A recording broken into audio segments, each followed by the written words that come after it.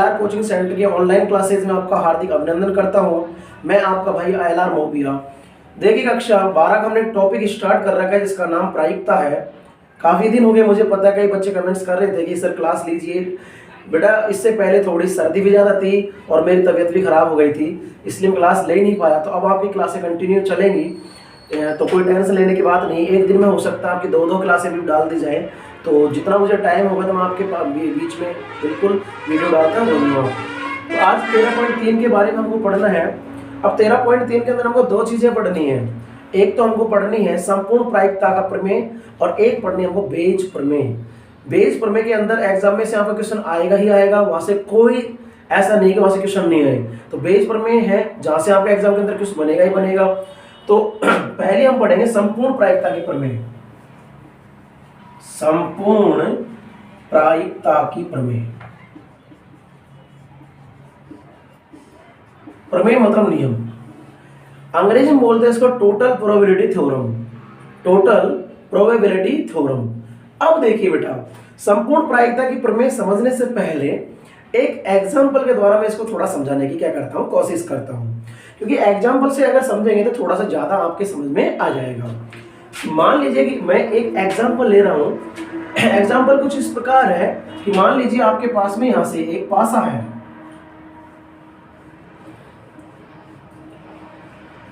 क्या है बेटा? एक पासा है। मान लीजिए हमारे पास में एक पासा है, तो पासे का उछाला जाता है और पासे का उछाला जाता है तो आपके आउटकम्स आ सकते हैं। एक तो आ सकता है 1, 2, 3, 4, 5 और 6, ये आ सकते हैं। एक पासा है जिसको उछाला जाता है, उसके कितने परिणाम हो सकते हैं? 1, 2, 3, 4 और 5। पासे को उछालने के बाद हमारे पास में 2 बैग्स हैं। ये बैग फर्स्ट है, चलो 2 की जगह हम 3 ले लेते हैं। ये बैग फर्स्ट है, ये बैग सेकंड है और ये बैग थर्ड है। ये फर्स्ट बैग है, ये सेकंड बैग है और ये थर्ड बैग। लगा लीजिए बेटा, चाहे बॉक्स लगा लीजिए, आराम से ध्यान से प्लीज समझ लेना। एक पासे को उछाला जाता है, मैं यहां पर लिख भी दे रहा था एक्सपेरिमेंट। एक पासे को उछाला जाता है,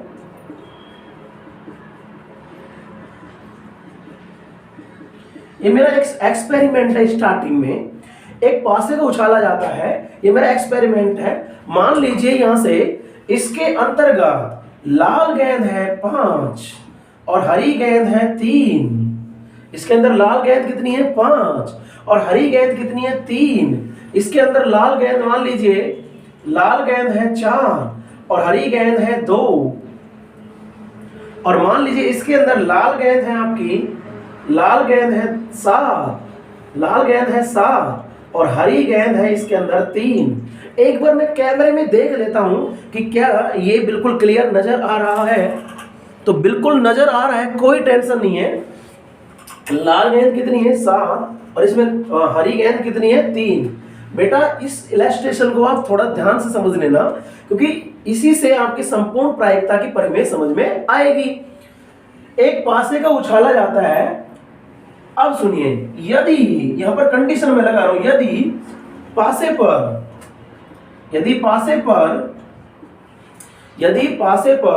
3 से छोटी, यहां पर कह सकते 3 या 3 से छोटी या 4 से छोटी संख्या आती है। यदि पासे पर 4 से छोटी संख्या आती है तो बॉक्स फर्स्ट में से, यदि पासे पर 4 से छोटी संख्या आती है तो बॉक्स फर्स्ट में से गेंद निकाली जाती है।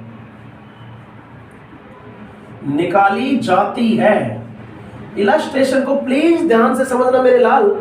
या एक पासे को उछाला जाता है, यदि पासे पर 4 से छोटी संख्या आती है, यानी कौन सी? 1, 2 और 3, तो कौन सा बॉक्स सिलेक्ट होता है बेटा? फर्स्ट। ये मैं एक एग्जांपल ले रहा हूं।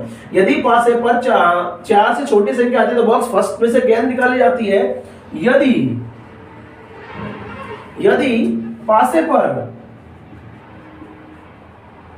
यदि पासे पर 4 या 5 आता है तो बॉक्स सेकंड से, कौन से बॉक्स से बेटा, सेकंड बॉक्स से एक गेंद निकाली जाती है।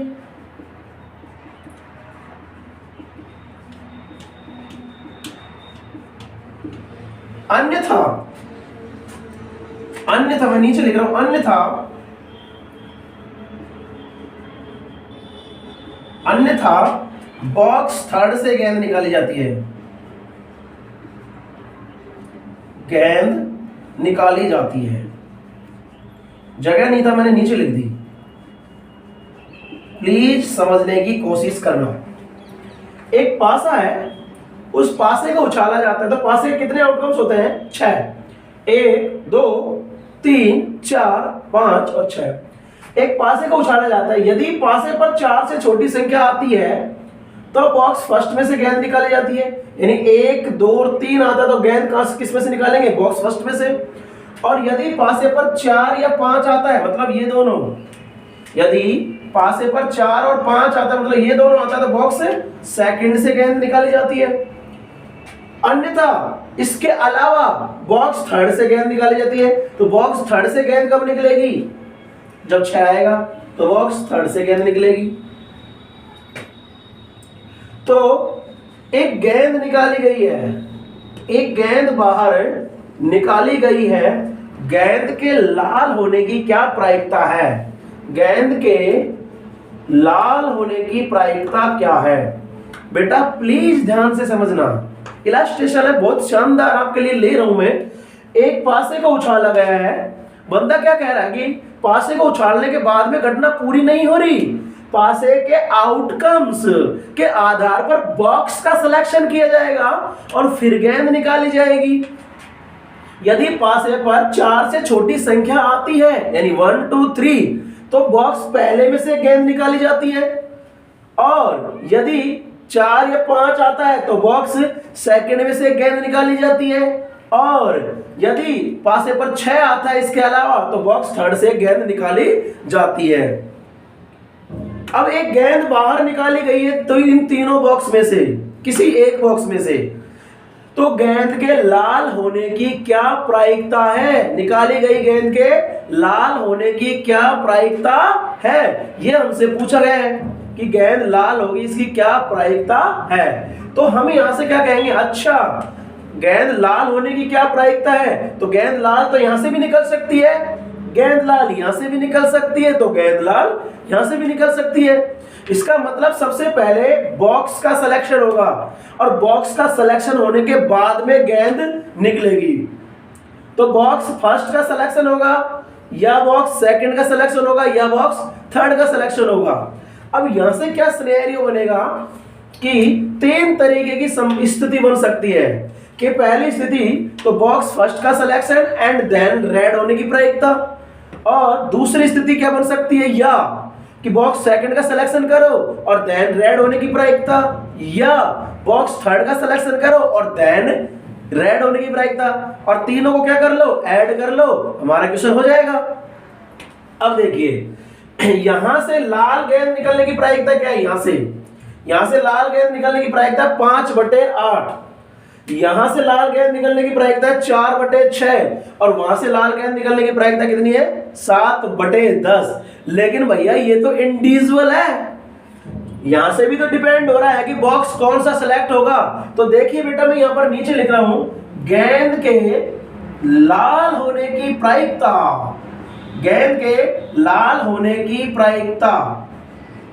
बेटा जी गेंद के लाल होने की प्रायिकता एक बार फिर मैं देखता हूं कैमरे में स्पष्ट आ रहा है क्या, बिल्कुल आ रहा है, कोई दिक्कत नहीं है। गेंद के लाल होने की प्रायिकता, तो मैं यहां पर इसको थोड़ा सा नीचे लिख देता हूं, उससे मैच हो रहा है ये। गेंद के लाल होने की प्रायिकता, इसकी बात कर रहा हूं सर, इसको मैं बोल सकता हूं probability of ball red. Sir ध्यान दीजिए, प्रोबेबिलिटी ऑफ रेड बॉल, यानी गेंद जो निकली है उसकी लाल होने की प्रायिकता। तो आप क्या करोगे, अच्छा सर गेंद लाल होने की प्रायिकता देखनी है, तो ऐसे करो, सबसे पहले तो बॉक्स फर्स्ट का सिलेक्शन करो एंड देन रेड होने की प्रायिकता। पहले तो क्या कर लो कि बॉक्स फर्स्ट का सिलेक्शन कर लो और फिर गेंद के लाल होने की प्रायिकता, यानी एक तो आ जाएगी, एक तो स्थिति क्या बन जाएगी कि प्रायिकता किसकी, कि बॉक्स फर्स्ट सिलेक्शन, B1 का मतलब कि बॉक्स पहला सिलेक्ट हो गया, एंड देन तथा फिर गेंद के रेड होने की प्रायिकता, प्लस या क्या हो सकता है कि probability of box second select, यानी बॉक्स कौन सा सेलेक्ट कर लिया सेकंड, और तथा फिर रेड होने की प्रायिकता, और प्लस प्रोबेबिलिटी ऑफ क्या बॉक्स थर्ड सेलेक्ट, B3 का मतलब बॉक्स थर्ड सेलेक्ट किया उसके बाद में इंटरसेक्शन इन तथा रेड होने की प्रायिकता। बेटा जी समझ में आया? इसका मतलब है कि रेड होने की प्रायिकता के तीन चांसेस बन गए तीन वेज के अंदर। सबसे पहले तो बॉक्स फर्स्ट सेलेक्ट रेड होने की प्रायिकता, बॉक्स सेकंड सेलेक्ट रेड होने की प्रायिकता, बॉक्स थर्ड सेलेक्ट और रेड होने की प्रायिकता। इसका मतलब क्या हो गया बेटा? इसका मतलब ये हो गया हमारा कि बॉक्स फर्स्ट सेलेक्ट होगा और फिर रेड होने की प्रायिकता, और इसका मतलब या बॉक्स सेकंड सेलेक्ट होगा और रेड होने की प्रायिकता, बॉक्स थर्ड सेलेक्ट होगा और रेड होने की प्रायिकता। अब देखिए यहां से और क्या लिख सकते हैं, आप पढ़ चुके हो इस चीज को, probability of A intersection B। तो इसका मतलब हो गया कि प्रोबेबिलिटी ऑफ B1, यानी बॉक्स पहले सिलेक्ट करो B1, फिर प्रोबेबिलिटी ऑफ रेड होने की प्रायिकता थी B1 बॉक्स सिलेक्ट कर चुके हो। बेटा यही तो था आपका नियम, प्रायिकता का गुणन नियम, कि पहली इसकी प्रायिकता गुणा फिर इसकी प्रायिकता यदि ये घटना घटित हो चुकी है। इसका मतलब क्या हो गया कि probability of box B1 selection, box B1 selection की प्रायिकता गुणा फिर रेड होने की प्रायिकता यदि बॉक्स B1 सिलेक्ट कर चुके हैं। इसको क्या बोल सकते हैं? प्रोबेबिलिटी ऑफ बॉक्स B2, यानी बॉक्स B2 सिलेक्ट होने की प्रायिकता तथा फिर रेड होने की प्रायिकता, प्रोबेबिलिटी ऑफ रेड होने की कब, जब बॉक्स B2 सिलेक्ट कर चुके हो। और यहां से क्या सिनेरियो बनेगा कि प्रोबेबिलिटी ऑफ B3, यानी box first box number third selection की प्रायिकता कब, और उसके बाद में प्रोबेबिलिटी ऑफ रेड यदि बॉक्स B3 सिलेक्ट कर चुके। बेटा जी समझ में आ रहा है या नहीं आ रहा है? देखो भाई आपको यही था कि रेड होने की प्रायिकता तो क्या होगा कि box first select and then red होने की प्रायिकता, box second select and then red होने की प्रायिकता, box third select and then red होने की प्रायिकता। तो यही तो लिखा है प्रोबेबिलिटी ऑफ रेड, गेंद के लाल होने की प्रायिकता तो क्या हो जाएगी, बॉक्स पहला सेलेक्ट किया तथा फिर रेड निकालने की प्रायिकता, प्लस या का मतलब प्लस बॉक्स B2 सिलेक्ट किया और तथा रेड होने की प्रायिकता, प्लस बॉक्स B3 सिलेक्ट किया तथा रेड होने की प्रायिकता। इसको क्या लिख सकते हैं अपन, इंटरसेक्शन को, कि प्रोबेबिलिटी ऑफ बॉक्स B1, यानी बॉक्स B1 सिलेक्ट होने की प्रायिकता गुणा प्रोबेबिलिटी ऑफ रेड कब, जब B1 बॉक्स सिलेक्ट कर चुके हैं, plus probability of box B2 गुणा प्रोबेबिलिटी ऑफ रेड बॉल कब, जब बॉक्स B2 सिलेक्ट कर चुके हो, plus probability of box B3 गुणा probability of red ball when कब, जब बॉक्स B3 सिलेक्ट कर चुके हैं। अब देखिए बेटा यहां से PB1 का मतलब कितना गया, प्रोबेबिलिटी ऑफ बॉक्स B1, यानी इस बॉक्स को सिलेक्ट करने की प्रायिकता। अब ये बॉक्स सिलेक्ट कब होगा, जब 1 2 3 आएगा, 1 2 3 आएगा, जब 1 2 और 3 आएगा तो हमारा बॉक्स कौन सिलेक्ट हो जाएगा, B1।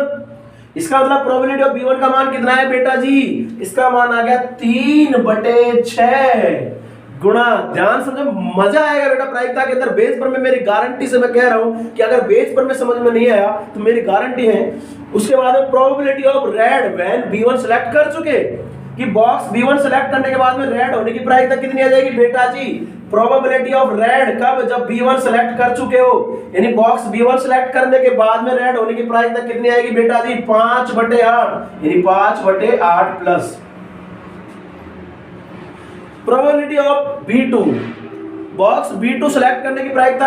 अब बॉक्स B2 सिलेक्ट कब होता है, जब 4 या 6 आता है, सॉरी 4 या 5 आता है, तो 4 या 5 आने की प्रायिकता कितनी आ जाएगी मेरे लाल, 2/6 गुणा, और फिर प्रोबेबिलिटी ऑफ रेड कब है, जब बॉक्स B2 सिलेक्ट कर चुके हो, तो बॉक्स B2 सिलेक्ट करने के बाद रेड की प्रायिकता कितनी है, 4/6 प्लस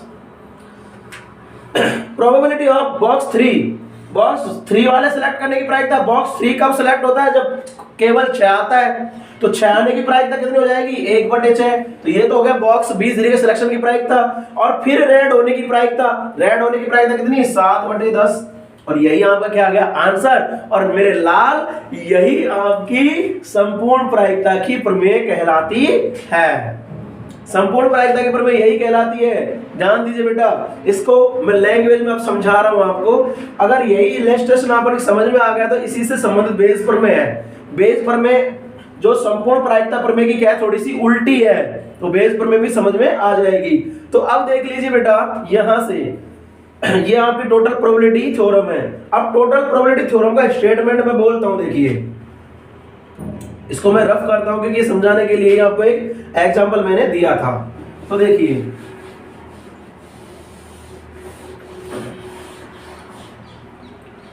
अब देखिए इसी इलस्ट्रेशन को मैं थोड़ा सा ध्यान में रखता हूं। संपूर्ण प्रायिकता प्रमेय क्या कहलाती है, सुन लीजिए बेटा जी, प्लीज सुन लीजिए।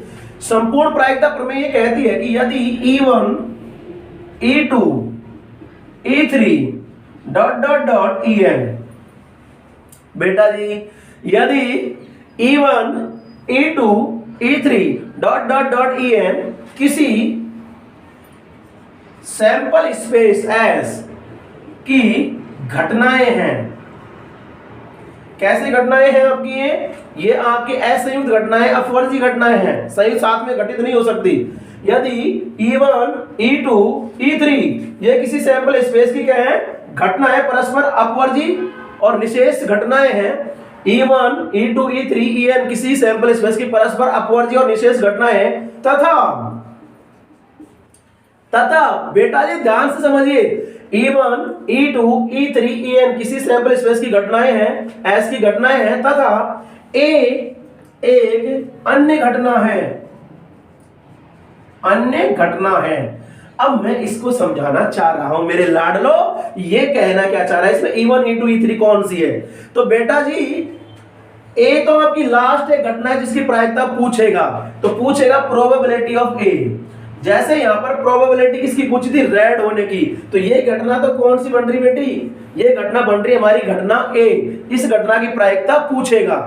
तो E1 E2 E3 क्या है, E1 E2 और E3 आपकी क्या है, ये आपकी बॉक्स सिलेक्शन की घटनाएं हैं। ये E1 है, ये E2 है और ये E3 है। समझ में आया मेरे लाडलो। E1 E2 E3 ये हैं कि E1 का मतलब है सबसे पहले box first select and then red होने की प्रायिकता, सेकंड सेलेक्ट देन रेड होने की प्रायिकता, third select and then red होने की प्रायिकता।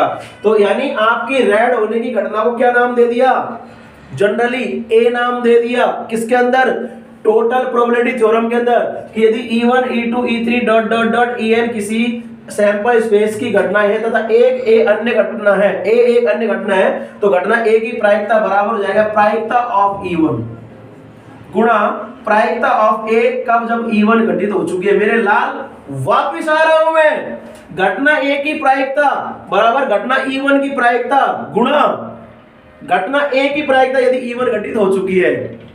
रेड होने की प्रायिकता बराबर कब, बॉक्स पहला सिलेक्ट हो जाए तथा फिर रेड होने की प्रायिकता, वही बात पड़ रही है, PE1 गुणा PA बटे E1। यानी अगर इसको अपन बोल सकते हैं PE1 को बॉक्स फर्स्ट सिलेक्शन, तो बॉक्स फर्स्ट सिलेक्शन की प्रायिकता, बॉक्स नंबर पहला सिलेक्ट की प्रायिकता गुणा रेड होने की प्रायिकता कब, जब बॉक्स पहला सिलेक्ट हो चुका है, प्लस PE2 गुणा PA बटे E2।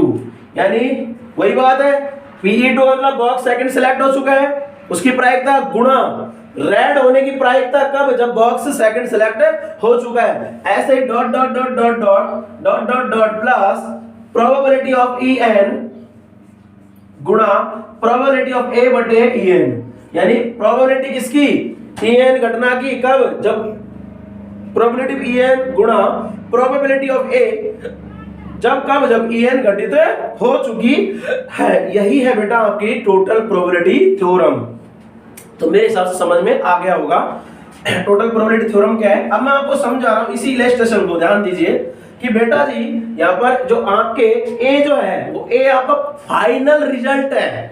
किसकी प्रायिकता पूछेगा, वो आपका ए क्या है बेटा, फाइनल रिजल्ट है, और E1 E2 और E3 इससे पहले की घटनाएं हैं। तो प्लीज ध्यान दीजिए, आपको फाइनल रिजल्ट की प्रायिकता देखनी है इसके अंदर, यानी गेंद के लाल होने की प्रायिकता। भाई आपका फाइनल रिजल्ट क्या है, ए घटना है, फाइनल रिजल्ट क्या है आपका, घटना ए है। तो बेटा जी यहां पर क्या हुआ कि बॉक्स पहले बार पासा उछला, 1 2 3 आया, बॉक्स फर्स्ट सेलेक्ट हुआ, गेंद निकाल दी, रेड होने की प्रायिकता। पासा उछला 4 5 आया, बॉक्स सेकंड सेलेक्ट किया, रेड होने की प्रायिकता। पासा उछला 6 आया, बॉक्स थर्ड सेलेक्ट हुआ, रेड होने की प्रायिकता। यानी फाइनली यहां से किसकी प्रायिकता पूछी है, गेंद के रेड होने की प्रायिकता। उसी को क्या मानना बेटा जी, ए मानना है, कि जिसकी प्रायिकता आपको ज्ञात करनी है उसको क्या मान लिया आपने, ए मान लिया, यानी प्रायिकता ऑफ ए की इससे पहले की जो घटनाएं घटित हो रही हैं, यानी E1 घटना क्या है, बॉक्स फर्स्ट सिलेक्शन, E2 घटना कौन है, बॉक्स सेकंड सिलेक्शन, E3 घटना कौन सी है, बॉक्स थर्ड सिलेक्शन। यही हमारी टोटल प्रमेय है कि प्रायिकता ऑफ लास्ट, यानी लास्ट में किस चीज की प्रायिकता पूछ रहा है, यानी घटना ए की प्रायिकता। लास्ट में घटना ए की प्रायिकता बराबर घटना E1 की प्रायिकता गुणा घटना ए की प्रायिकता यदि E1 घटित हो चुकी है। वही बात है कि बॉक्स फर्स्ट की सिलेक्शन की प्रायिकता गुणा फिर वही ए की प्रायिकता, ए मतलब गेंद के लाल होने की प्रायिकता यदि बॉक्स फर्स्ट सेलेक्ट कर चुके हैं, प्लस बॉक्स सेकंड सिलेक्शन की प्रायिकता, E2 का मतलब बॉक्स सेकंड के सिलेक्शन की प्रायिकता गुणा फिर रेड होने की प्रायिकता यदि बॉक्स सेकंड सेलेक्ट कर चुके हैं। तो अगर ये आपका दिमाग में ये जो एग्जांपल दिमाग में रहेगा तो मेरी गारंटी है कि आप एग्जाम के अंदर कभी भी टोटल प्रोबेबिलिटी थ्योरम का क्वेश्चन गलत नहीं करोगे, ना ही करोगे बेस प्रमेय का।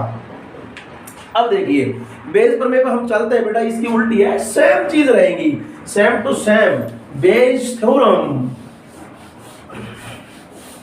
फिर इसी को मैं बनाऊंगा बेटा, और बेस प्रमेय क्या कहती है उस चीज को भी हमको क्या कर लेना, हल्का सा समझ लेना, क्योंकि बेस प्रमेय के अंदर से एग्जाम के अंदर क्वेश्चन आ ही रहा है। और बेस प्रमेय में ऐसे अगर क्वेश्चन आपका एग्जाम के अंदर गलत हो रहा तो मेरी गारंटी है बेस प्रमेय में से कभी आपका एग्जाम के अंदर में कोई भी क्वेश्चन गलत होने दूंगा नहीं। बेस प्रमेय, बेस प्रमेय, बेस थ्योरम। फिर मैं सर यही इलस्ट्रेशन को लूंगा आपके सामने, यही एग्जांपल लूंगा, आपको समझ में भी आ जाएगा कि बेस प्रमेय एक्चुअली में कहना क्या चाहती है गुरु। तो यानी वही है कि मेरे पास में एक पासा है, एक पासा है, एक पासे को मैं उछाल रहा हूं, और मेरे पास में एक तो 1 आ सकता है, 2 आ सकता है, 3 आ सकता है, 4 आ सकता है, 5 आ सकता है, और क्या आ सकता है मेरे लाडलो, 6 आ सकता है। बेटा जी वही इलस्ट्रेशन है कि पासा उछाला जाता है, मैं थोड़ा शॉर्ट में लिख देता हूं, पासा उछाला जाता है यदि 1 2 3 आता है, यहां पर लिख देता हूं मैं, 1 2 3 आता है, तो मैं बॉक्स बना देता हूं, अभी बॉक्स बना देता हूं। ये मान लीजिए बॉक्स आपका फर्स्ट, ये बॉक्स फर्स्ट हो गया, ये आपका बॉक्स सेकंड हो गया,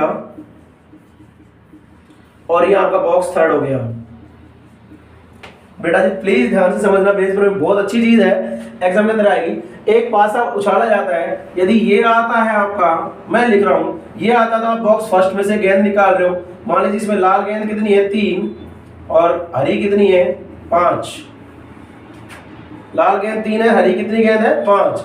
बॉक्स सेकंड के अंदर ध्यान दीजिए, बॉक्स सेकंड के अंदर लाल गेंद कितनी है, लाल गेंद है 4 और हरी कितनी है 7, और इसके अंदर लाल गेंद है 5 और हरी गेंद कितनी है 3।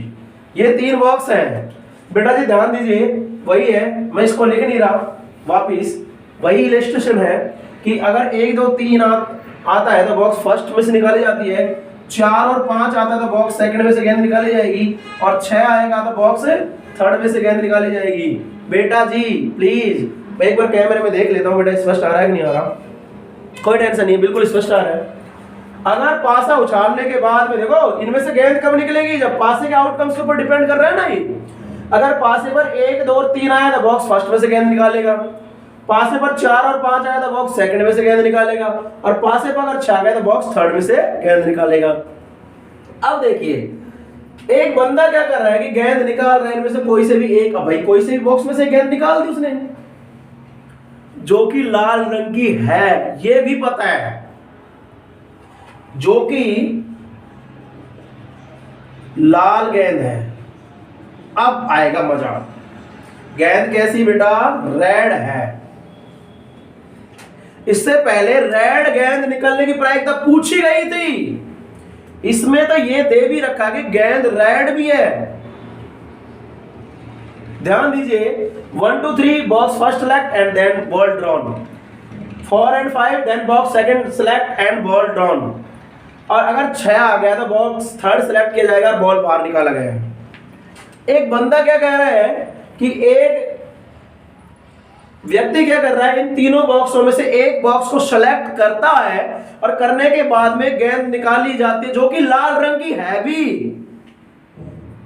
इससे पहले वाला किस टोटल प्रोबेबिलिटी में क्या था कि गेंद के लाल होने की प्रायिकता पूछी गई थी। यहां पर इसने बता भी दिया कि गेंद तो लाल रंग की निकल गई, ये तो हमको पता भी चल चुका है। आप तो ये बताओ कि गेंद कौन से बॉक्स में से निकली है, सेकंड में से। और क्या पूछ सकता है? आप तो ये बताओ कि गेंद कौन से बॉक्स में से निकली है, फर्स्ट में से। आप तो ये बताओ कि गेंद कौन से बॉक्स में से निकली है, थर्ड में से। गुरुदेव, गुरु समझने की कोशिश करना। पासे पर 1 2 3 आ रहा है, बॉक्स फर्स्ट सेलेक्ट कर रहा है, गेंद निकाल रहा है। 4 and 5 आ रहा है, बॉक्स सेकंड सेलेक्ट करता है, गेंद निकाल रहा है। एंड 6 आ रहा है, बॉक्स थर्ड सेलेक्ट करता है, गेंद निकालता है।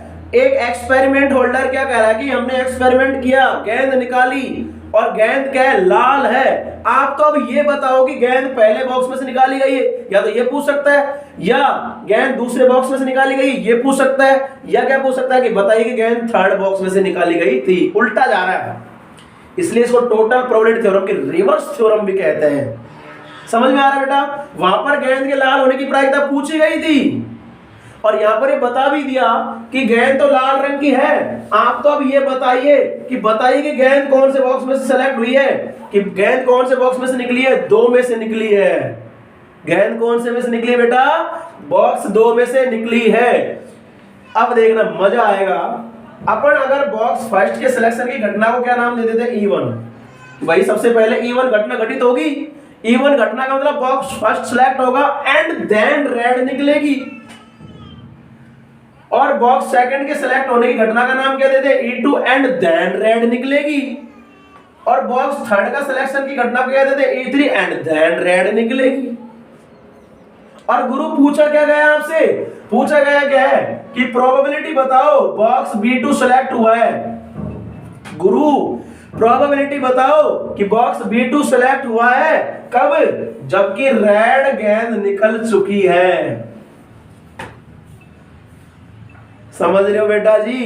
कि प्रोबेबिलिटी बताओ कि बॉक्स B2 सेलेक्ट हुआ है, या प्रोबेबिलिटी बताओ कि गेंद B1 B2 में से निकली है। यदि पता है कि गेंद रेड निकल चुकी है, इसको ऐसे तो बोलते हैं कि यदि गेंद लाल रंग की निकल चुकी है तो बताइए कि गेंद बॉक्स B2 से निकाली गई है। रिवर्स मार रही है थ्योरम कि हमको ये तो पता चला है, फाइनल आउटकम तो पता भी है कि बॉल लाल रंग की है। आप तो ये बताओ कि बॉक्स कौन से गेंद बॉक्स में से निकली है? गेंद सेकंड बॉक्स में से निकली गई है।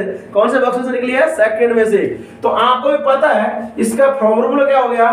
A/B की प्रायिकता का ऊपर तो आ जाएगा इंटरसेक्शन की probability of B2 intersection R, और नीचे आ जाएगा प्रोबेबिलिटी ऑफ R। गुरु अभी इससे पहले प्रोबेबिलिटी ऑफ R निकाला था कि नहीं निकाला था?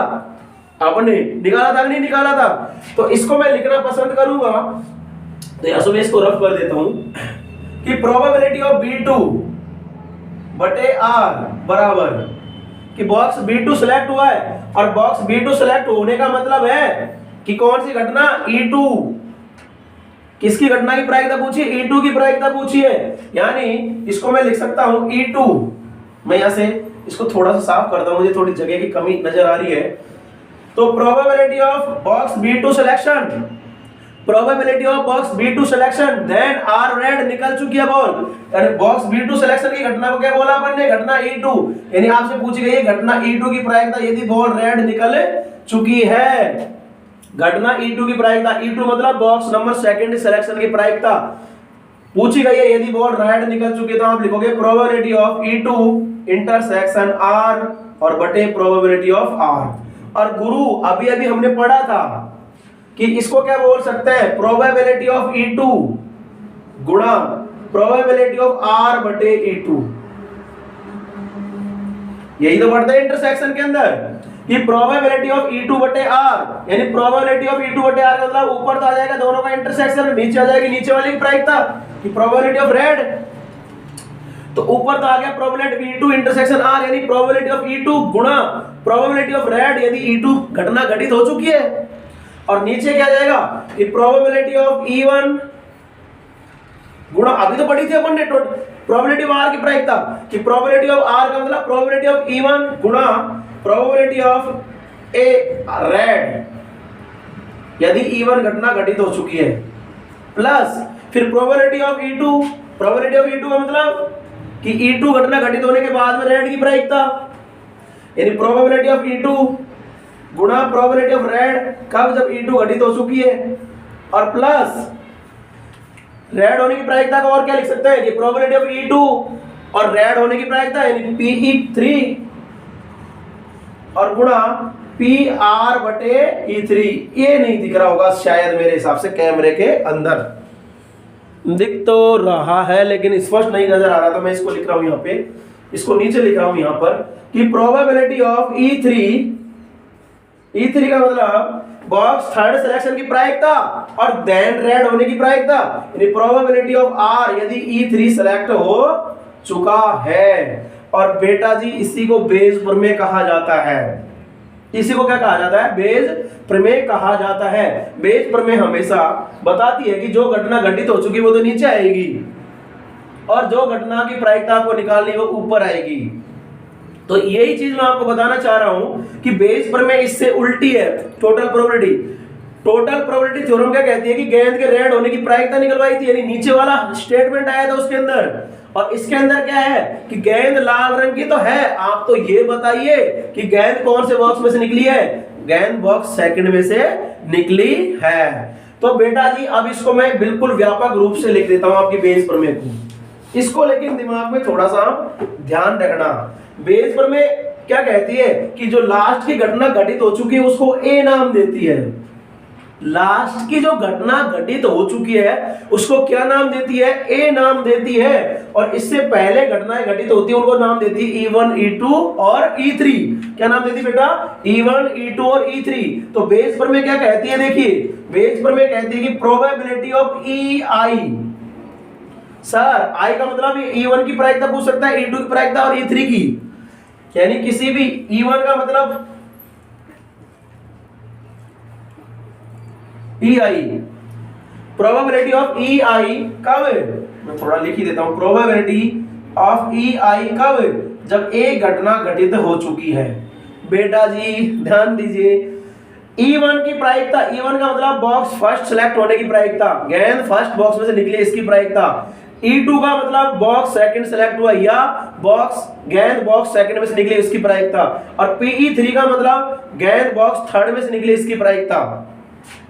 तो यही तो पूछा है कि घटना EI की प्रायिकता, EI का मतलब कोई भी पूछ ले, E1 या E2 या E3 या E4, कोई सी भी घटना की प्रायिकता यदि घटना A घटित हो चुकी है, यानी फाइनल घटना तो घटित हो चुकी है, तो PEI बराबर आ गया प्रोबेबिलिटी ऑफ PEI, ये तो यू की आई जाएगा ये वाला, और गुणा आ जाएगा प्रोबेबिलिटी ऑफ A बटे EI, यानी ऊपर तो जो है वही आएगा आपका। इसका फॉर्मूला है कि PEI बटे A बराबर PEI गुणा PA बटे EI। ध्यान दीजिए जो घटना घटित हो चुकी है फाइनल उसका नाम है घटना A, और इससे पीछे की घटनाओं की प्रायिकता पूछ रहा है उनका नाम है घटना E1, E2, E3, E4 dot dot dot dot EN, और नीचे आ जाएगा टोटल PE1 का मतलब box first select then red की प्रायिकता, प्रोबेबिलिटी ऑफ A बटे E1 देन A की प्रायिकता, प्लस PE2 गुणा PA बटे E2 प्लस PE3 गुणा PA बटे E3 plus dot dot dot dot dot PEN गुणा PA बटे EN, और यही है बेस प्रमेय जिससे एक भी बच्चे को डर नहीं लगना चाहिए। इसका स्टेटमेंट अगर यहां से निकाले तो क्या आएगा बेटा, देखो यहाँ की बेस प्रमेय है बेटा, क्या ये बेस प्रमेय, ऊपर तो आपका वही आएगा जो यहाँ पर आया वही, और नीचे सबका टोटल आ जाएगा, नीचे सबका क्या आ जाएगा, टोटल आ जाएगा। तो यहां से अपन क्या लिख सकते हैं, देखो PE1 बटे A बराबर क्या आ जाएगा, PE1 आ जाएगा यहाँ पर, क्योंकि वहां पर तो I है तो यहाँ पर भी EI वाली आ जाएगी, और गुणा PA बटे E1, और नीचे सबका टोटल आ जाएगा, नीचे तो सबका टोटल आ जाएगा। यहाँ पर कितनी घटनाएं पहले घटित हो रही है, 3, यानी यहाँ पर आ जाएगा PE1 की घटना E1 की प्रायिकता तथा उसके बाद में A की प्रायिकता PA बटे E1 प्लस PE2 घटना E2 की प्रायिकता तथा फिर A की प्रायिकता यानी PA बटे E2 प्लस घटना E3 की प्रायिकता तथा फिर घटना A की प्रायिकता यदि E3 घटना घटित हो चुके। इस इलस्ट्रेशन की बात की है सर मैंने। तो PE1 की पूछिए तो और PE2 की पूछे तो यहाँ पर E2 हो जाएगा, यहाँ पर E2 हो जाएगा, यहाँ पर E2 हो जाएगा, बाकी नीचे का तो सेम ही रहेगा। PE3 का पूछेगा तो यहाँ पर E3 हो जाएगा, यहाँ पर भी E3 हो जाएगा, यहाँ पर भी E3 हो जाएगा, बाकी का बाकी सेम रहेगा। तो यही आपकी क्या है बेटा, बेस प्रमेय है। क्या ये, बेस प्रमेय। तो यही आपकी बेस प्रमेय है। अब अपन देखते हैं आगे, ये आपकी बेस प्रमेय है। तो बेस प्रमेय में आपको क्या ध्यान रखना है भाई,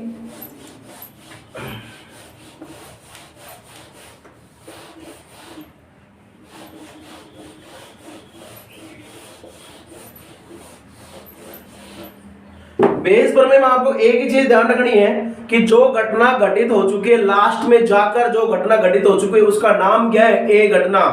अपन एनसीईआरटी के अकॉर्डिंग ए घटना नाम देते हैं, वैसे तो कुछ भी दे लो बेटा, लेकिन अकॉर्डिंग टू एनसीईआरटी आरपीएससी चलते तो उसका नाम ए देते हैं कि जो घटना, देखो बेटा आपका वो इलस्ट्रेशन कंप्लीट अगर दिमाग में छप गया तो कोई दिक्कत नहीं, कोई दुनिया की ताकत नहीं है जो आपको रोक ले।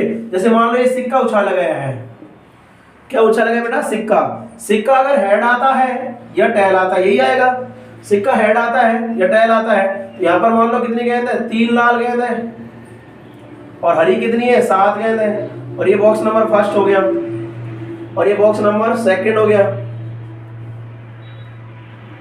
और यहाँ पर बॉक्स नंबर सेकंड हो गया, और इसमें लाल गेंद कितनी है, 7, और हरी कितनी है, 10। अब एक बंदा क्या कह रहा है कि एक सिक्का उछाला गया, हेड आ गया तो बॉक्स फर्स्ट सेलेक्ट हो गया, टेल आ गया तो बॉक्स सेकंड सेलेक्ट हो गया। यदि निकाली गई गेंद हरी हो, यदि निकली गई गेंद कैसी हो, हरी हो, तो इसकी क्या प्रायिकता है कि गेंद बॉक्स फर्स्ट से निकली है या बॉक्स सेकंड से निकली है। तो बेटा यही आपके क्वेश्चन में ध्यान रखना कि जो घटना घटित हो चुकी है उसका ही नाम ए देना है। ध्यान रखना बेटा जी, एक सिक्का उछाल रहा है, उसके बाद में यदि हेड आता है तो बॉक्स फर्स्ट से गेंद निकालता है, और टेल आता है तो बॉक्स सेकंड से गेंद निकालता है। क्वेश्चन क्या कह रहा है, यदि बॉल हरी आ चुकी है, यानी ये घटना है घटित हो चुकी है, ए घटना, यदि बॉल हरी आ चुकी है तो इसकी क्या प्रायिकता है कि गेंद कौन से बॉक्स से निकली है, फर्स्ट से। तो इनको नाम देना है अपन को E1 और E2 कि बॉक्स फर्स्ट से निकलने की घटना को बोल देंगे E1 और बॉक्स सेकंड से निकलने वाली घटना को क्या दे देंगे, E2, क्योंकि बॉक्स गेंद तो बॉक्स फर्स्ट से भी निकल सकती है तो गेंद तो बॉक्स सेकंड से भी निकल सकती है। तो हरी है, गेंद बाहर निकल चुकी है, कौन सी, हरी, उस घटना को नाम दे दिया ए, और उसने क्या प्रायिकता पूछा कि इसकी क्या प्रायिकता है कि गेंद फर्स्ट में से निकल सकती है। तो हमने कहा कि यार फर्स्ट में से भी निकल सकती है तो गेंद तो सेकंड में से भी निकल सकती है। तो गेंद का बॉक्स फर्स्ट में से सिलेक्ट होना E1 और सेकंड बॉक्स में सिलेक्ट होना E2, ये बाद की पहले की प्रायिकता है। आपकी हरी तो निकल चुकी है, यानी आपकी जो पहली घटनाएं हैं, जो पहले घटनाएं घटित होंगी उनका नाम E1 E2 E3, और लास्ट में जो घटना घटित हो चुकी है उसके घटना का नाम क्या देना है, ए नाम देना है। तो इस बात का ही आपको क्या रखना है, ध्यान रखना है। अगर संपूर्ण प्रायिकता नियम पर क्वेश्चन आएगा तो ये पूछेगा डायरेक्ट, तो हरी गेंद निकलने की प्रायिकता क्या होगी, तो हरी गेंद निकलने की प्रायिकता क्या होगी। तो आप अच्छा, फिर वहां तो कोई दिक्कत नहीं है।